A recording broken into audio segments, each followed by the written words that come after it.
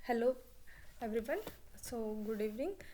अभी आज हम डिस्कस करने वाले हैं पॉलिटी सेक्शन, जो हमारे अभी यूपीएससी ईपीओ एग्ज़ाम हुआ है 2025 का 30 नवंबर को, है ना। उसके अंदर हमारे कुछ पॉलिटी के क्वेश्चन आए हुए हैं जो रिसेंटली टॉपिक हमारे अभी न्यूज़ में थे, उनसे रिलेटेड ही यहाँ पे क्वेश्चन पूछे हुए हैं। तो अभी ज़्यादा क्वेश्चन नहीं है, बस 5-6 क्वेश्चन ही आए हुए हैं।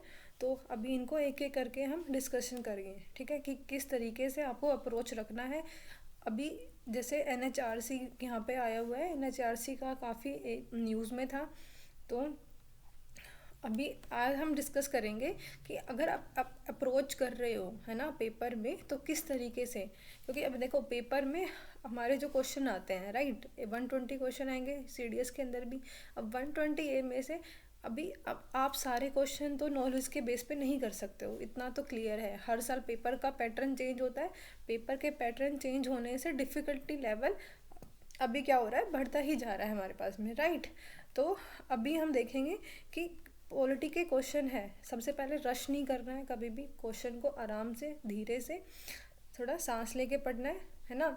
जितना रश करोगे उतने ही गलत होने के चांसेस हाई रहते हैं, राइट। अभी यहाँ पे देखो 120 अगर क्वेश्चन देखते हैं तो इन्होंने बताया कि कौन से प्रोविजंस हैं जो हमारे पास में डीपीएसपी के अंदर हमारे आते हैं। आपको आंसर कमेंट में करने हैं जो आपको ठीक लगते हैं। अभी फर्स्ट यहाँ पे है यूसीसी, यानी कि uniform civil code for all the person living in India, है ना। सब स्टेटमेंट फर्स्ट ये कहता है। फिर आता है provision for early childhood care education to early child up to the age of 14 years, ठीक है। फिर थर्ड स्टेटमेंट कहता है हमारे पास में promotion of international peace and security. अभी डीपीएसपी के अंदर में अगर हम आर्टिकल्स की बात करें तो आर्टिकल जो 51 है ना, वो हमारे पास में इंटरनेशनल पीस एंड सिक्योरिटी की बात करता है। तो यहाँ से अगर हम देखेंगे तो देखो ये स्टेटमेंट, ठीक है, बी स्टेटमेंट एंड हमारे पास में डी स्टेटमेंट आनी चाहिए, राइट। ये हो गया, मतलब यहाँ पे सी हमारे पास में कैंसिल हो गया। फिर उसके बाद में हम चलते हैं सेकंड स्टेटमेंट में। सेकंड स्टेटमेंट में अर्ली चाइल्डहुड केयर की बात जरूर करी हुई है, लेकिन ये 14 ईयर्स तक नहीं है, ठीक है। अभी ये फिर ईयर कितना है, ये हमारे पास में 0 से लेकर हमारे पास में कितना है, 6 ईयर तक। ये अमेंडमेंट हुआ था, उसके बाद में ये इतना है हमारे पास में। तो अगर आप यहाँ से देखोगे तो देखो ये कट गया, ये कट गया, और इवेंचुअली हमारा आंसर आ गया डी, है ना। अभी फर्स्ट में क्या प्रॉब्लम है, फर्स्ट में यूसीसी है वो ऑल द पर्सन के लिए, यहाँ पे जो ऑल द पर्सन है ना, ये यहाँ पे नहीं आएगा। तो यहाँ पे सिर्फ एक इस वर्ड की वजह से ये स्टेटमेंट हमारे पास में क्या हो जाता है, गलत हो जाता है, राइट। फिर हम बात करते हैं हमारे पास में नेक्स्ट क्वेश्चन की। नेक्स्ट क्वेश्चन कहता है कि the parliament can make laws, है ना, on the matter enumerated in the union list and the concurrent list. की पार्लियामेंट जो है वो यूनियन लिस्ट में और कॉन्करेंट लिस्ट जो है उस पर लॉज बना सकती है। तो ये स्टेटमेंट बिल्कुल सही है ना। अभी इसमें ना जर्नलाइज स्टेटमेंट देखो यहाँ पे क्या लिखा हुआ है, अगर आपको पढ़ना भी है तो कैन मेक कि बना सकती है चाहे तो। फिर next statement the parliament can make laws on any matter not enumerated in the, हमारे पास में कौन सी लिस्ट है, कॉन्करेंट लिस्ट और स्टेट लिस्ट की, स्टेट लिस्ट और हमारे पास में कॉन्करेंट लिस्ट में नहीं है। इसका मतलब कौन सा आ गया, रेजिडुअरी पावर्स, है ना। तो रेजिडुअरी पावर किसके पास में होती है, पार्लियामेंट के पास में। तो ये इसका आंसर भी हमारे पास में क्या आएगा, बोथ ए एंड बी, कि थर्ड ऑप्शन आ जाएगा। फिर उसके बाद में अभी ये देखो यहाँ पे आता है हमारे पास में, अभी मोस्टली जर्नलाइज हम क्या लेके चलते हैं कि ओनली स्टेटमेंट जहाँ आता है वो स्टेटमेंट गलत रहती है ना। मोस्टली यूपीएससी में ये होता है मोस्ट ऑफ द टाइम, लेकिन यहाँ पे वो नहीं होगा। इसको पढ़ना है, only the supreme court of India is vested with the power to punish for contempt of itself. Itself का मतलब यहाँ पे क्या है कि खुद के ही कंटेम्प्ट के लिए वो क्या कर सकता है, सिर्फ सुप्रीम कोर्ट ही किसी को पनिश कर सकता है। अभी वो पावर सुप्रीम कोर्ट के पास में है, राइट। अभी अगर हम यहाँ पे लिखा होता कि सुप्रीम कोर्ट को कंटेम्प्ट की पावर है, राइट, है हमारे पास में। हाई कोर्ट को है, बिल्कुल है हमारे पास में, है ना। लेकिन यहाँ पे क्या है, ओनली द सुप्रीम कोर्ट की अगर कोई कंटेम्प्ट होता है हमारे पास में तो सुप्रीम कोर्ट ही उसको पनिश करेगा, है ना, सुप्रीम कोर्ट के पास ही वो पावर है कि अगर सुप्रीम कोर्ट का कोई कंटेंट करता है तो ये जो है ये स्टेटमेंट बिल्कुल सही है, ओनली से गलत नहीं करना है पेपर को। और यहाँ पे इटसेल्फ का मतलब है कि यहाँ पे कौन कर फॉर द पनिशमेंट ऑफ किसका, सुप्रीम कोर्ट का, कि सुप्रीम कोर्ट के अंदर ही हुआ है। तो ठीक है, अब आता है हमारे पास में कि both supreme Court and high court have advisory jurisdiction, कि क्या सुप्रीम कोर्ट और हाई कोर्ट दोनों के पास में एडवाइजरी जुरिडिक्शन होता है। तो एडवाइजरी जुरिडिक्शन की अगर हम बात करेंगे तो यहाँ पे देखो, हाई कोर्ट सुप्रीम कोर्ट के पास में प्रेसिडेंट एडवाइजरी नेचर एडवाइस लेते हैं, तो वहाँ पे हमारे पास में आता है। अभी हाई कोर्ट के पास में क्या ये है कि नहीं है ना, तो ये स्टेटमेंट हमारे पास में गलत हो जाती है। तो इसका आंसर हमारे पास में आएगा सिर्फ ओनली 1। ठीक है, तो 19 का आएगा सिर्फ ए आंसर, है ना, हाई कोर्ट के पास में एडवाइजरी जुरिडिक्शन नहीं होता है। फिर उसके बाद में आएगा आरटीआई एक्ट। अभी देखो ये क्वेश्चन ऐसा है कि आपको नहीं भी आता है ना तो भी यू कैन डू इट। कैसे, जैसे देखो सीआईसी की बात हुई है हमारे पास में, ठीक है। अभी सीआईसी अगर आप देखोगे तो ये कैसी बॉडी है, क्या ये कॉन्स्टिट्यूशन बॉडी है, नहीं है ना। ये कैसी है, एक्ट से बनी हुई है हमारे पास में। तो सिर्फ कॉन्स्टिट्यूशनल बॉडी जो होती है ना उनकी अपॉइंटमेंट कौन करता है हमारे पास में, प्रेसिडेंट ऑफ इंडिया करते हैं। तो ये बॉडी हमारे पास में एक तो ये आ गया, है ना। फिर देखो यहाँ पे क्या है, recommendation of committee headed by the Chief Justice of India. भाई हमें पता है कि एग्जीक्यूटिव और जुडिशरी को क्या करा है, सेपरेट करा गया है ना, सेपरेशन की पावर है, सेपरेशन ऑफ पावर है। तो वहाँ पे यहाँ ये स्टेटमेंट तो देखो दोनों तरीके से ही गलत हो जा रही है, सीधा सीधा, है ना। तो यहाँ से अगर हम देख के चलेंगे तो ये गलत हो रहा है। फिर उसके बाद में आता है, देखो ये सेकंड स्टेटमेंट पढ़ेंगे, while the CIC is not eligible for the reappointment, ही उसमें रीअपॉइंटमेंट नहीं कर सकते after the completion of the term of 5 year, है ना। अभी ये 5 ईयर है ना, यहाँ पे ये गड़बड़ है। ये कैसे, पहले ये 5 साल था लेकिन रिसेंट अमेंडमेंट के बाद में इसको क्या कर रहा है, 3 ईयर्स या फिर 65 ईयर, है ना, ये इतना कर दिया है। तो ये स्टेटमेंट भी हमारे पास में क्या हो जाता है, गलत हो जाता है। ठीक है, अभी यूपीएससी में 2-3 तरीके होते हैं जहाँ पे आपको ये चीज़ें आती है ना, 6 ईयर 65 ईयर, यहाँ पे हाई चांसेस रहते हैं कि डाटा के साथ में वो मैनिपुलेशन कर सकता है ना। तो वहाँ पे हमें बहुत अच्छे तरीके से चलना है। तो ये इसका आंसर आ जाएगा डी, है ना। आरटीआई एक्ट काफ़ी इशू में है, तो यहाँ से हो सकता है कि सीडीएस के अंदर भी आपके क्वेश्चन आए। ठीक है, नेक्स्ट हमारे पास में आता है क्या, which of the following is not a member of the GST council. GST council का मेंबर कौन नहीं होते हैं, इसमें देखो सबसे पहले यूनियन फाइनेंस का मिनिस्टर बिल्कुल होते हैं। ठीक है, union minister of the state of finance ये भी मेंबर होते हैं। फिर a minister nominated by the each state ये भी मेंबर होते हैं, एक्सेप्ट यहाँ पे कौन नहीं होगा, प्राइम मिनिस्टर। यहाँ पे प्राइम मिनिस्टर इनके मेंबर नहीं होंगे, तो आंसर विल बी द ए, है ना। फिर उसके बाद में अगर हम बात करें ये वाला एनएच, इसमें ना ये एनएचआरसी काफ़ी न्यूज़ में चल रहा है लास्ट 1 ईयर से, तो यहाँ पे इसलिए क्वेश्चन आया हुआ है। अभी देखो ह्यूमन राइट्स का, अगर मैंने फंडामेंटल, अगर आपने वीडियो देखी होगी हमारी, तो मैंने ये बताया था कि जो ह्यूमन राइट्स होते हैं हमारे, है ना, जो नॉर्मल राइट्स होते हैं, राइट्स में भी कुछ ह्यूमन राइट्स होते हैं, कुछ फंडामेंटल राइट्स होते हैं। अभी जो ह्यूमन राइट का कॉन्सेप्ट है ना वो हमारे पास में आता है यूएन से, है ना। अभी यूएन के कन्वेंशन होते हैं, तो वहाँ पे जो यूएन प्रिंसिपल होते हैं, ये यूएन प्रिंसिपल किसके लिए हैं हमारे पास में, ह्यूमन राइट्स के लिए हैं। तो इस अकॉर्डिंग टू अगर देखोगे तो it work in accordance with the UN principle, तो ये स्टेटमेंट बिल्कुल सही है। फिर अब मान लो आपको नहीं भी आता है ना, कि फुल्ली कंप्लायंट, पार्शली कंप्लायंट को ए और बी करते हो, तो ये अगर आप अब मान लो छोड़ भी देते हो कि आपको नहीं आती है स्टेटमेंट, तो इस हिसाब से देखो बी तो आंसर होगा ही नहीं, है ना। कि हमें पता है स्टेटमेंट में 1 आना चाहिए, या तो अभी डी होगा या सी होगा या ए और बी होगा। अभी देखो लास्ट ईयर के आप देखोगे ना, तो एनएचआरसी का उन्होंने क्या था, कैंसिल कर दिया था। जो हमारे वो मिलती है ना कि आप उसके मेंबर हो, है ना, तो वो मेंबरशिप को उन्होंने कैंसिल कर दिया था। अभी उसको लास्ट ईयर से फिर से वापस, अभी जो लास्ट ईयर गया है उससे उसके बाद में उनको फिर से वहाँ पे एक्यूमुलेट करा है।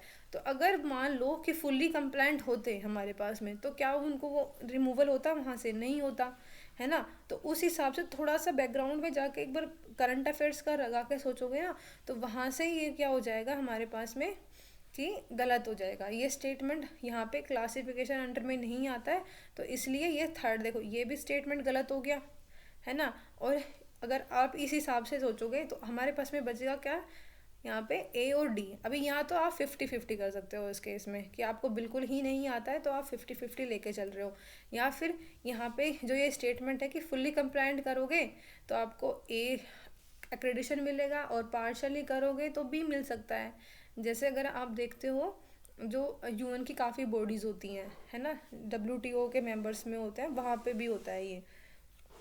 तो उस तरीके से तो इसका आंसर आ जाएगा क्या, ए और बी। ठीक है।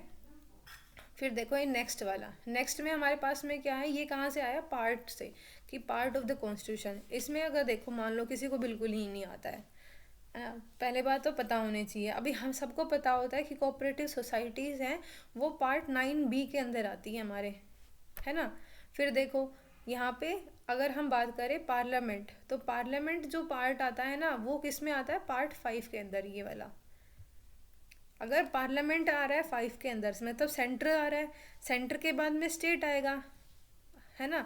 तो स्टेट की जो लेजिस्लेटिव पावर जो होंगी, गवर्नर किसका पार्ट है, स्टेट का पार्ट है ना। तो उसकी जो लेजिस्लेटिव पावर किस में आ जाएंगी, पार्ट 6 के अंदर में। फिर अभी बच गया बोरोइंग, बोरोइंग जो होती हैं गवर्नमेंट की वो किसके अंदर आती है हमारे पास में, पार्ट 3 के अंदर। तो इस तरीके से इसको सोल्व करने की आप कोशिश कर सकते हो, राइट। फिर उसके बाद में अगर हम देखें तो जैसे ये है सुप्रीम कोर्ट से, सुप्रीम कोर्ट बहुत न्यूज़ में है, क्योंकि लास्ट ईयर तो जब देखे होगा कि बहुत जो जजेस वगैरह का हो रहा है ना। एक आग भी लगी थी दिल्ली में, हमारे पास में जो सुप्रीम कोर्ट के जज थे उनके घर में कैश भी मिला था, तो उन सारी चीज़ों को लेकर काफ़ी हो रहा है। तो अभी यहाँ पे देखना है, supreme court of India and high court had exclusive and original jurisdiction, है ना, इन डिस्प्यूट अमंग 2 और मोर स्टेट। अभी इसको खुद पढ़ के देखो एक बार, अगर वो ओरिजिनल है तो ठीक है ना, कि वो ओरिजिनल भी है हमारे पास में। ओरिजिनल का मतलब होता है कि सबसे पहले अगर वो जाएंगे तो सुप्रीम कोर्ट के पास में जाएंगे, अगर वो सुप्रीम कोर्ट के सबसे पहले जाएंगे तो फिर हाई कोर्ट की क्या ज़रूरत है। तो पहले ये हायर के ऐसे चलती है ना कि पहले आप हाई कोर्ट में जाओ फिर उसके बाद में सुप्रीम कोर्ट में जाओ, ये होता है हमारे पास में। और एक्सक्लूसिव है, अगर एक्सक्लूसिव का मतलब क्या होता है कि सिर्फ उसी के पास में वो पावर है, अगर वो एक्सक्लूसिव है तो फिर यहाँ पे हाई कोर्ट कैसे आएगा हमारे पास में। तो इस तरीके से आप सोचोगे तो ये स्टेटमेंट यहाँ पे गलत हो जाती है, राइट। अभी आगे देखो सेकंड स्टेटमेंट में क्या कहता है, only the supreme court of India, high court and district court have the power to issue writs. अभी रिट्स हमने आज ही अपने क्लास में करवाया है कि रिट्स की जो पावर होती है आर्टिकल 32 के अंदर सुप्रीम कोर्ट को मिलती है, और हाई कोर्ट की आती है 226 के अंदर। हमने डिस्ट्रिक्ट कोर्ट में कोई इशू की जो है रिट का, उसका कॉन्सेप्ट अभी तक पढ़ा नहीं है, राइट। तो उस तरीके से भी ये हो जाएगा गलत, है ना। क्योंकि यहाँ पे देखो अगर आप चलोगे ओनली दिया हुआ है काफ़ी, तो उस हिसाब से भी आप इसको एलिमिनेट करने की कोशिश कर सकते हो। तो सेकंड ये हो गया एलिमिनेट, ठीक है। फर्स्ट भी एलिमिनेट हो गया हमारे पास में। फिर देखो chief minister of state has absolutely no role. अब इसको है ना बहुत एक्सट्रीम स्टेटमेंट बनाने की कोशिश की जा रही है कि बिल्कुल ही कोई रोल नहीं है अपॉइंटमेंट में किसी भी तरीके से, है ना। अगर हम बात करते हैं तो कोलिजियम सिस्टम काम करता है, अपॉइंटमेंट जो होता है वो कौन करता है हमारे पास में, प्रेसिडेंट करते हैं सुप्रीम कोर्ट हाई कोर्ट के जजेस को लेकर। लेकिन हम ये बोल सकते हैं कि किसी भी टाइम पे जो हमारे पास में चीफ मिनिस्टर है उनकी कंसल्टेशन ही नहीं ली जा रही है। गवर्नर किसके बिहाफ पे एक्ट करता है ना। अगर हम देखें तो governor will shall act on the advice aid and advice of the council of minister, और काउंसिल ऑफ मिनिस्टर के हेड कौन होते हैं, चीफ मिनिस्टर। तो क्या वो बिल्कुल भी कोई एडवाइस नहीं लेंगे, है ना, वो तो बिल्कुल एक्सट्रीम स्टेटमेंट हो जाएगी। तो उस हिसाब से थोड़ा सा अगर हम सोच के चलेंगे तो ये स्टेटमेंट भी कि एब्सोल्युटली नो रोल, है ना, ये वाला जो पार्ट है ना इसको आप देख के चलोगे तो वहाँ से भी ये गलत हो जाएगा, ठीक है। अभी आते हैं local custom and convention which do not contract with a statute of the constitution are recognized and taken into account by the courts while administering the justice in the certain sphere. अभी ये ना थोड़ी सी positive statement की तरफ लग रहा है कि जो लोकल कस्टम हमारे नेगेटिव के उसमें आते हैं कि नेगेटिव कंस्ट्रेंट है वो नहीं डाल रहे हैं कोई भी स्टैट्यूट के, है ना, तो वो हमारे पास में उनको हम क्या कर सकते हैं, एडमिनिस्ट्रेटिव ऑफ जस्टिस के स्फेयर में हम उनको अकाउंट में ले सकते हैं। तो एक काइंड ऑफ पॉजिटिव स्टेटमेंट हो रही है ये। तो इस तरीके से अगर आप देखोगे तो ये ठीक भी है, तो इसका आंसर आ जाएगा ओनली वन आंसर। ओके, फिर उसके बाद में ये आता है, देखो ये वाला ईवीएम मशीन का, है ना। ईवीएम मशीन की अगर हम बात करते हैं तो ईवी, अब देखो देखो यहाँ पे स्टेटमेंट फर्स्ट क्या कहता है हमारे पास, first use of EVM in Lok Sabha was election in 2004। मान लो आपको ईयर भी नहीं पता कि ईवीएम 2000 में हुई है कि नहीं। When the EVM were deployed nationwide, क्या वो एक ही बारी में पूरे नेशन में ईवीएम मशीन ला देंगे? भाई पहले हम देखते हैं ना, गवर्नमेंट अगर कोई भी अप्रोच लेता है तो पहले वो एक किसी पर्टिकुलर एरिया में लिया जाता है ना, फिर उसके बाद में उसको पूरे नेशन वाइड डिप्लॉयड करा जाता है। तो यहाँ पे फर्स्ट टाइम यूज़ में ही आप उसको पूरे नेशन में कर दोगे। अगर वो सक्सेसफुल हुआ तो ठीक है, अगर वो फेल हो गया फिर, है ना, वो उस तरीके से सोचो। तो अगर ये देखोगे भी ना, केरला में हुआ था ये, तो ये स्टेटमेंट यहाँ पे आ जाती है, रॉन्ग हो जाती है हमारे पास में। ठीक है, फिर आता है कि वोट्स आर रिकॉर्डेड। अब देखो यहाँ से एलिमिनेट करेंगे, ये एलिमिनेट हो गया, ये एलिमिनेट हो गया। अभी इसका मतलब क्या है, हमारे पास में थर्ड स्टेटमेंट है वो बिल्कुल करेक्ट है हमारी, राइट। अभी हमें देखना है कि क्या सेकेंड स्टेटमेंट ठीक है कि नहीं। अभी ये बोल रहा है कि जो कंट्रोल यूनिट्स हैं हमारी और जो वीवीपैट है, वीवीपैट में क्या होता है कि जो आप जब वोटिंग डालते हो तो 2-3 सेकंड के लिए जिस जहाँ पे आप वोट करते हो, तो जिस व्यक्ति को आपने वोट करा हुआ है ना, उसका जो नेम है ना, और जो उसका सिंबल है वो आपको 2 या 3 सेकंड के लिए दिखाई देता है और फिर वो डिपॉजिट हो जाता है ना। अभी ये बोल रहा है एग्जैक्टली द सेम टाइम, बिल्कुल ही सेम टाइम के ऊपर हो रहा है हमारे पास में। अभी ये जो वर्ड है ना एग्जैक्टली द सेम टाइम, ये यहाँ पे दिक्कत डाल रहा है कि वो कंट्रोल यूनिट में। अभी इसका मतलब ये क्या हुआ, फिर तो वीवीपैट की जरूरत ही नहीं, क्या है कि नहीं। अगर वो दोनों ही एक साथ में अगर रिकॉर्ड कर रहे हैं तो हमारे पास में वीवीपैट का जरूरत क्या है हमारे पास में। तो ये क्या होता है, 2-3 सेकंड का गैप होता है इनके बीच में। तो ये भी स्टेटमेंट हमारे पास में गलत हो जाएगी। तो आंसर सीधा सीधा आ गया क्या, डी। अगर आपको थर्ड स्टेटमेंट आती भी नहीं है तो भी आप आंसर निकाल सकते हो, डी। ओके, फिर आता है हमारे पास में 109। यहाँ पे देखो ये कहता है chief Justice of India is the highest administrative officer of the supreme court of India. अभी देखो हमें पता है हमारे पास में क्या है, सेपरेशन ऑफ पावर है। चीफ जो सुप्रीम कोर्ट वो क्या है, जुडिशियल नेचर है। क्या उसको हम एडमिनिस्ट्रेटिव पावर दे सकते हैं? पहले बात तो क्या उसके पर एडमिनिस्ट्रेशन की पावर है? नहीं। एग्जीक्यूटिव को और जुडिशरी को हमारे पास में सेपरेट रखा गया है ना। उस तरीके से सोच के चलना है। बेसिक बेसिक कॉन्सेप्ट अगर याद रहेंगे ना तो वो नहीं भी आता है कि भाई होता है कि नहीं, तो यहाँ से देख के चलना है हमें, है ना। तो इस हिसाब से ये जो स्टेटमेंट है वो गलत हो जाएगा। फिर आप देखो नेक्स्ट स्टेटमेंट कहता है administrative power for determining the work structure of the supreme Court and it registry are exclusively vested in the Chief Justice of India. इस स्टेटमेंट क्या रही है कि जो एडमिनिस्ट्रेटिव पावर है वर्क डिटरमाइन करने की कि किस इंसान को, किस जस्टिस को कौन कौन से केस दिए जाएंगे, हमें पता है कि जो सुप्रीम कोर्ट के जो सीजीआई होते हैं वो क्या होते हैं, master of the roster. Master of the roster का मतलब यही होता है कि वो वर्क है उसको अलोकेट करेंगे कि कौन से जज को कौन सा केस दिया जाएगा, नंबर ऑफ केसेस कौन से दिए जाएंगे, है ना। तो वो कह रहा है। तो यहाँ पे ये स्टेटमेंट बिल्कुल सही है। फिर उसके बाद में a person who has been the जज of the supreme court of India. अभी देखो यहाँ पे अगर देखेंगे तो फर्स्ट स्टेटमेंट गलत, सेकंड स्टेटमेंट सही। तो देखो यहाँ पे ये गलत, ये गलत। अभी सेकंड यहाँ, अभी तो देखो फोर्थ तो बिल्कुल ठीक है, इसका मतलब, है ना। अभी हमें देखना है कि या तो सेकंड गलत है या थर्ड गलत है। तो अगर हम इस हिसाब से चलेंगे कि हमारे पास में बी स्टेटमेंट बिल्कुल सही है ना, तो यहाँ से आंसर सीधा सीधा क्या आ जाएगा, डी आ जाएगा। थर्ड स्टेटमेंट हमें पढ़ने की भी ज़रूरत नहीं है, हमने सिर्फ 2 स्टेटमेंट पढ़ी है। 2 स्टेटमेंट पढ़ने के बाद हमारे पास में आंसर आ चुका है हमारा, है ना। अभी थर्ड स्टेटमेंट देखते हैं। A person who has been a जज of the supreme court of India can practise after the retirement only in the supreme court of India not in any other court. भाई हमें पता है कि retirement के बाद में, है ना, प्रैक्टिस के ऊपर पाबंदी है। सुप्रीम कोर्ट के कोई भी जज है वो इंडिया के अंदर में हमारे पास में प्रैक्टिस नहीं कर सकते हैं। साफ साफ कॉन्स्टिट्यूशन में लिखा है कि रिटायरमेंट के बाद में वो प्रैक्टिस नहीं करेंगे।